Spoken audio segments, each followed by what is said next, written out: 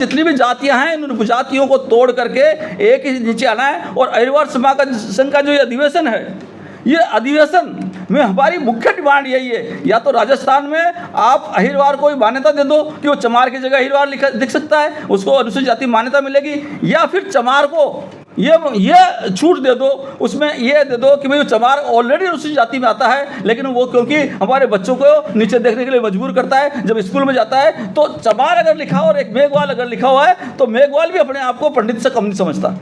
ये जाति के कारण ज़्यादा और वो हो जाती है, क्योंकि जब हम किसी भी पद में चले जाओ, आप नौकरी में भी किसी पद में चले जाओ, शुरू में कोई आपको मकान तक नहीं देता है, और चमार है, ये मुख्य रूप से जाति प्रमाण पत्र बनता है। और राजस्थान में जाटव ऑलरेडी उसमें अवेलेबल है, रविदास उसमें ऑलरेडी अवेलेबल है, और अहिरवार मध्य प्रदेश में है। तो हमारा निवेदन ये रहेगा कि मध्य प्रदेश की तरह अहिरवार राजस्थान में शामिल कर दो, या हमें जाटव बनाने का या वेरो बनाने का एक लीगली सर्टिफिकेट हमें ये मिल जाए। आयोग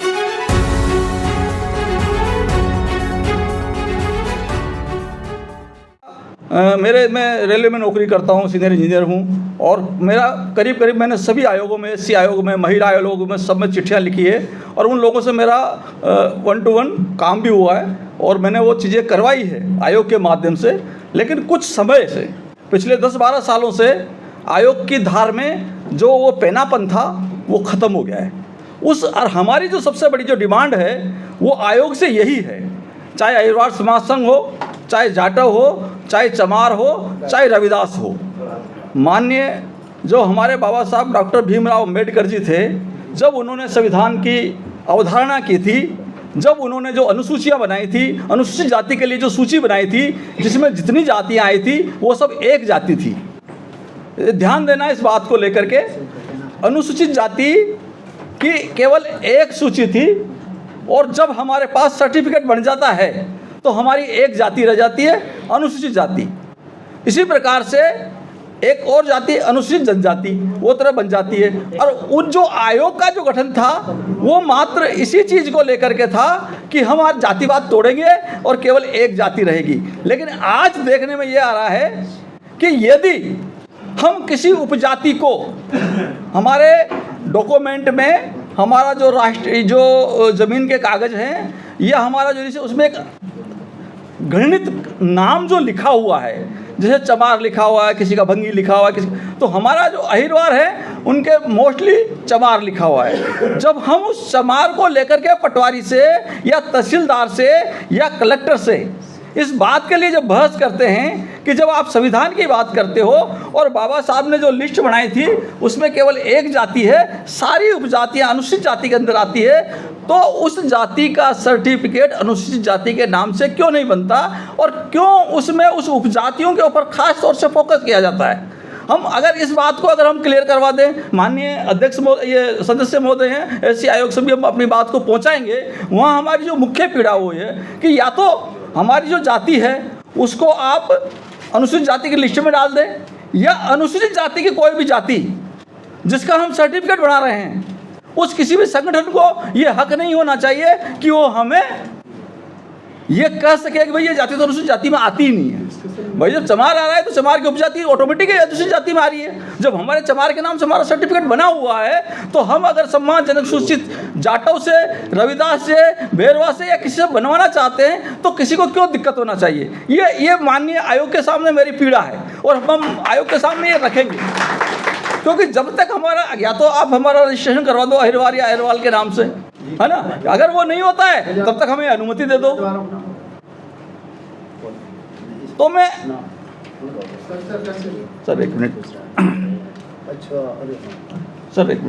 मैं थोड़ा सा, तो ये जो अगर ये चीज़ है ये हो जाता है, ये बहुत बड़ी बात नहीं है। इसमें न तो कोई आपको पैसा देना पड़ रहा है, न कोई विशेष प्रक्रिया पूरी करना पड़ा है। ये तो संविधान में स्पष्ट लिखा हुआ है, जब आपकी जाति बन गई, अनुसूचित जाति की एक लिस्ट बन गई है और वो जाति हो गई, और जब भी कोई सरकारी कर्मचारी में जो वो व्यक्ति जाता है तो उसके अनुसूचित जाति के नाम से उसकी जाति लिखी जाती है।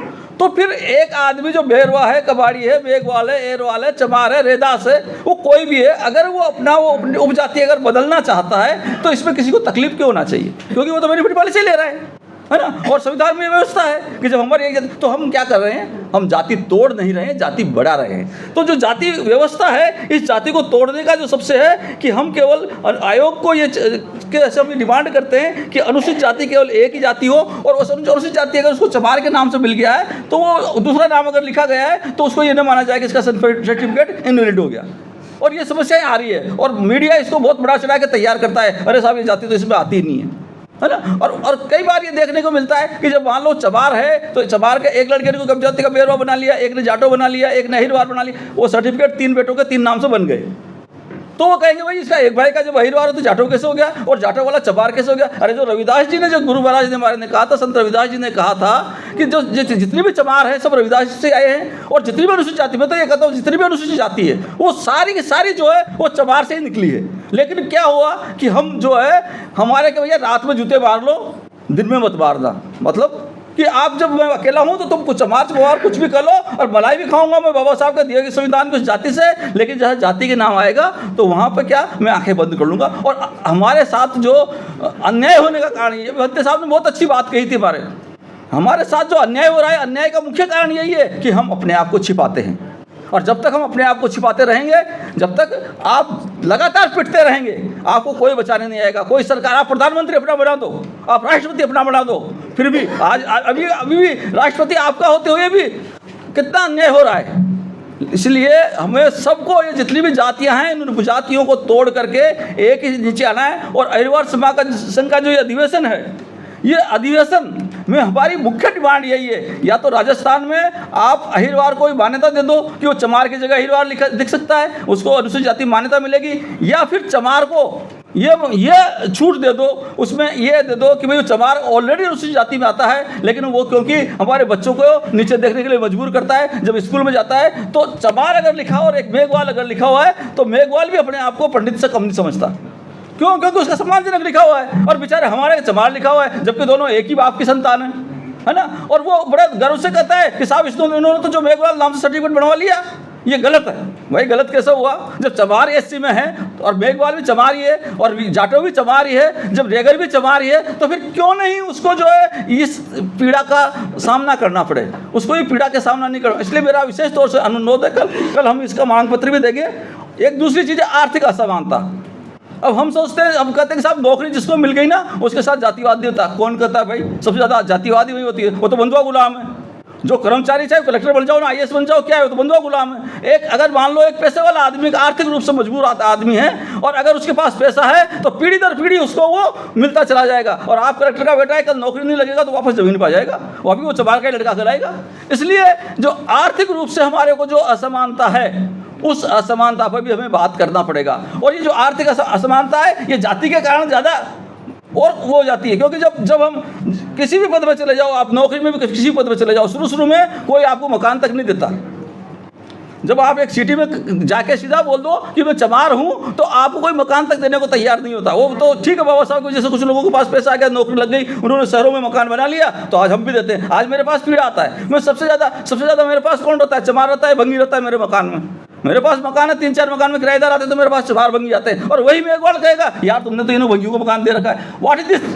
ये बड़ी प्रॉब्लम है। इस चीज़ को हम समझ ही नहीं रहे कि अपने नीचे वाले को तो गले लगा रहे हैं और नहीं ये करें। तो अहिरवार समाज संघ के लोगों से मैं यही कहना चाहता हूँ, अहिरवार हमारा देश, पूरे देश में हमारी जातियाँ मौजूद है और यहाँ सभी राज्य से लोग आए हुए हैं। सभी लोगों का यही दायित्व बनता है कि सारी चमार की जातियाँ हैं, और अनुसूचित जाति में जो भी जाति आती है वो किसी भी नाम से सर्टिफिकेट बना सकता है। इस आर्थिक असमानता को हम खत्म करके बहुत कर सकते हैं। अहिरवार समाज संघ के जो समाज के जो मुख्य भाग है, रविदास जी हैं, जाटव हैं और चमार हैं। ये मुख्य रूप से जाति प्रमाण पत्र बनता है। और राजस्थान में जाटव ऑलरेडी उसमें अवेलेबल है, रविदास उसमें ऑलरेडी अवेलेबल है, और अहिरवार मध्य प्रदेश में है। तो हमारा निवेदन ये रहेगा कि मध्य प्रदेश की तरह अहिरवार या तो राजस्थान में शामिल कर दो, या हमें जाटव बनाने का या वेरो बनाने का एक लीगली सर्टिफिकेट हमें ये मिल जाए आयोग की तरफ से कि भाई ये चीज़ें एक है और कोई भी बच्चा इस सम्मानजनक शब्द को प्रयोग में कर सकता है। दूसरा, हमारा कोऑपरेटिव सेक्टर में हमारी कमियां हैं। हमारे समाज के छोटे छोटे जो संगठन हैं, हम लोग कोऑपरेटिव के तरीके से व्यवसाय के ऊपर ध्यान दे सकते हैं। हमारी महिलाएं इसमें बहुत अच्छा काम कर सकती हैं, है ना। जहाँ भी ये करेंगे पर करेंगे कैसे, तो इसके लिए हमारे को क्या करना है ना कि हमें उस क्षेत्र में काम करना पड़ेगा, सहकारिता के क्षेत्र में काम करना पड़ेगा, प्लस दूसरा एजुकेशन के क्षेत्र में काम करना पड़ेगा। एजुकेशन के क्षेत्र में हम किस प्रकार काम कर सकते हैं, कोचिंग क्लासेज हमारी बहुत शानदार चल रही है। अभी जैसे कोटा में हमारे एक युवा अध्यक्ष, जो हरिवार समाज से एक युवा अध्यक्ष हैं, और युवाओं ने बड़ा जानदार काम किया है और उन लोगों ने कमान संभाल ली। आज मैं चैलेंज कर रहा हूँ, बुरा मत मानना मध्य प्रदेश को भी। मध्य प्रदेश में सबसे ज़्यादा जातियाँ हैं, सबसे बड़े संगठन है, और मैं उस संगठन से जुड़ा हुआ हूँ, लेकिन वो अभी तक छात्राओं से नहीं मिल पाए। जबकि हमारे राजस्थान के युवाओं ने, जैसे हमने उनको कमान सौंपी कि आप करिए, और वो युवा एकदम उठ कर के सामने आए। आज हमारे 8-10 युवा ऐसे हैं हमारे राजस्थान के जिन्होंने कमान संभाल ली, और हम देखते रहे, और उन्होंने छात्रावास आज खड़ा कर दिया। और मुश्किल से 1 या 2 साल में हम भव्य छात्रावास खड़ा कर देंगे, और उस पर ये बिना सरकारी सहायता से। हमारे पास पिछली बार, मुझे कहना नहीं चाहिए फिर भी कहूँगा, लोकसभा अध्यक्ष जी हमारे पास में आए, और वो ये देख करके चले गए, केवल बस माला पहन के चले गए, और हमारे को गोई कॉन्फिडेंस कि हमारे 10 लाख की उम्मीद थी कम से कम देंगे। लेकिन जैसे ही हमारे समाज के लोगों को पता चला कि ठीक है यार, नेताओं के भरोसे कौन रहेगा, जब समाज सक्षम है, हम मजदूरी कर सकते हैं, तो मजदूर है, जन्मजात मजदूर हम तो। क्योंकि हमारे पास कौन है, मजदूर हमारे पास है, कारीगर हमारे पास है, कारपेंटर हमारे पास है, और अब तो इंजीनियर भी हो गए, और डॉक्टर भी हो गए, आर्किटेक्चर भी हो गए। हम खुद अपनी बिल्डिंग बना लेंगे। और हम मेरे पास सामने अध्यक्ष साहब बैठे हैं, हमारे राजस्थान के अध्यक्ष यहाँ बैठे हैं, और उनको वो सक्षम है इस चीज़ में, और हम उनको पूरा समर्थन देंगे। और हमें 1 साल के अंदर अंदर ये काम करके देना है। हमारे साथ डॉक्टर राम सूर जी बैठे हुए हैं, ये मैं राष्ट्रीय स्तर पर कर रहा हूँ। और हमारा संगठन हर जगह पूरे देश में अपने बलबूते पर अपने छात्रावास खड़े करेंगे। हमें सरकार की तरफ देखने की आवश्यकता नहीं है, पर हमारा जो अधिकार है वो प्रोटेक्ट होना चाहिए। मेरा आयोग से केवल इतना ही कहना है कि हमारे अधिकार आप प्रोटेक्ट करो, बाकी काम हम कर लेंगे। और इसके बाद में आपका व्यवसाय वाला है, हम हमेशा नौकरी के भरोसे नहीं रह सकते। अच्छा, अभी थोड़ा समय की कमी है, बाकी बाद में बात कर लेंगे थोड़ा वो